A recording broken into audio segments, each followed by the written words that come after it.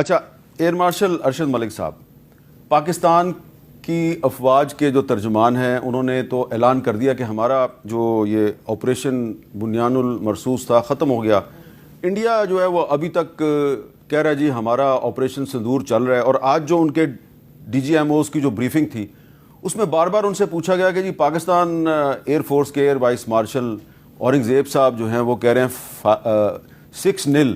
تو پہلے پاکستان 5-0 کہہ رہا تھا، پھر 6-0 ہو گیا. تو آپ کو کیا لگ رہا ہے کہ انڈیا کی طرف سے کوئی فگر جو ہے وہ ایکسیپٹ نہیں کی جا رہی، اس کی کیا وجہ ہے؟ بسم اللہ الرحمن الرحیم. حامد بھائی thank you very much for having me here.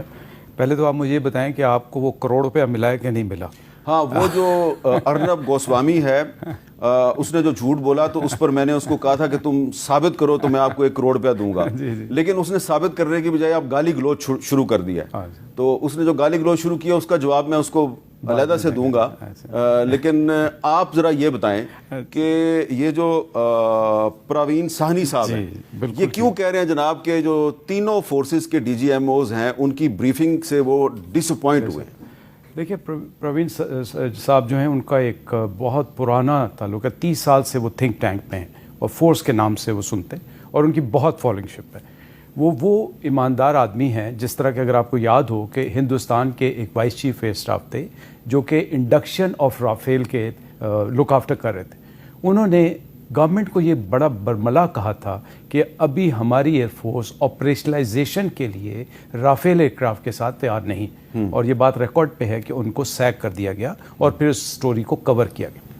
جو ان صاحب نے یہ بات کی انہوں نے پچھلے 2 سے 3 ویلاگز میں یہ بات دہرائی کہ انہوں نے پہلے دن ہی، ابھی ہم نے کوئی بات نہیں کی، انہوں نے پہلے دن یہ کنفرم کر دیا تھا کہ میں نے کئی سورسز سے یہ دیکھا ہے کہ 3 رافیل جہاز گر چکے ہیں. لیکن حامد بھائی میں آپ کو آج ایک اور بڑی اچھی خبر بتانا چاہتا ہوں اور میں آپ کے پروگرام کا انتظار کر رہا تھا کہ یہ کہانی واقعی ختم نہیں ہوئی. اچھا، اللہ کی بڑا فضل، اللہ کی بہت مہربانی اور آپ صلی اللہ علیہ وسلم کی خاص رحم ہم پہ کہ یہ فگر 6+1 ہے. 6+1 جناب، 7 جناب، انڈیا کے 7 جہاز گرے ہیں جناب. تو یہ اورنگزیب صاحب نے 6-0 کیوں کہا ہے؟ میں بڑی ذمہ داری کے ساتھ یہ بات آپ کو بتا رہا ہوں کہ ہم اس سے بھی آگے جا سکتے تھے. اچھا، لیکن 6+1 ہم بالکل کنفرم، اور یہ میں بہت ذمہ دار سورس سے پوچھ کے آ رہا ہوں، دیکھ کے آ رہا ہوں.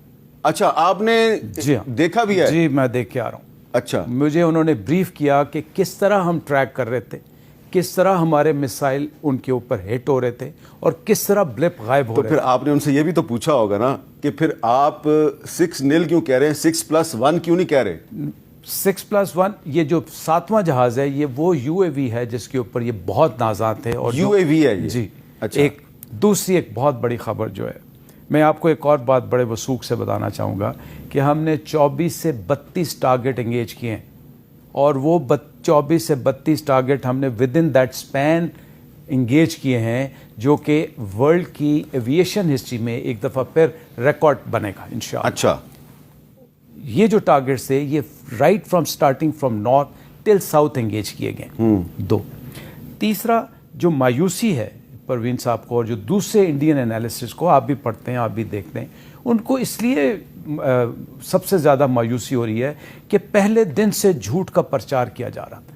جب کل کی آپ نے کانفرنس میں ایئر وائس مارشلز اور دوسرے ان کو دیکھا، آپ نے نوٹ کیا ہوگا کہ انہوں نے اس سوال کا جواب نہیں دیا کہ ہمارے نقصانات کیا ہوئے ہیں.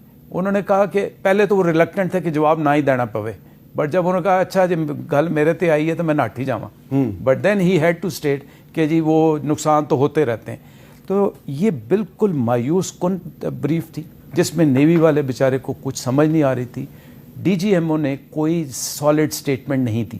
تو اس وجہ سے یہ جو ٹریک ریکارڈ رہا ان کا اس پوری جنگ میں یا پچھلا بھی، اس کی وجہ سے دنیا بھر کو مایوسی ہوئی. اور آپ نے اگر CNN اور سوائے اسکائی نیوز کے باقی جتنے انٹرنیشنل میڈیا تھے انہوں نے برملا لاجیکلی انداز میں خود سے رپورٹ کیا کہ کس کا نقصان ہوا ہے اور کس نے جنگ جیتی.